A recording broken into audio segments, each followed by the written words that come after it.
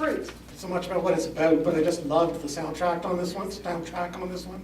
I just thought it was an amazing use of the war drums and interspersed very different rhythms, and it really brought the whole thing to life and really drove it forward. And again, another beautifully shot or beautifully animated film, which really brought a lot of feeling and emotion in a much more abstract way.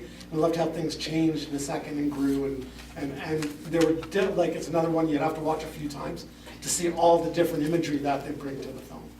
Absolutely, sound is a character in and of itself. I noted that it was evolution. If you watch it from the beginning, it was, creating from nothing all the way to humans and so forth.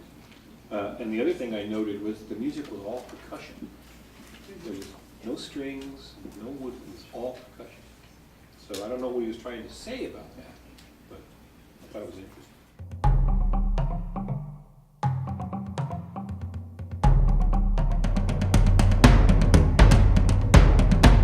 For a piece that has no dialogue, there's a great thing, like commenting on the thesis in the very beginning, that famous philosopher's line, everything I know, that I don't know enough, but we're all still connected. And I think I took it as maybe it being an interconnected piece.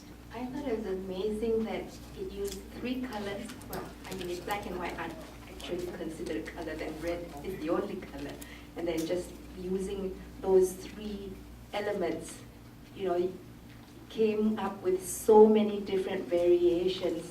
And to me, it spoke about diversity, but also the cycle of life. In terms of the art, it does come across as two-dimensional, just on the surface, perhaps even like woodblock type of art. But even that two-dimension comes across as very complex.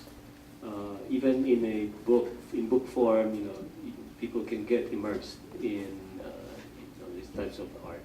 But in animation, it just comes alive.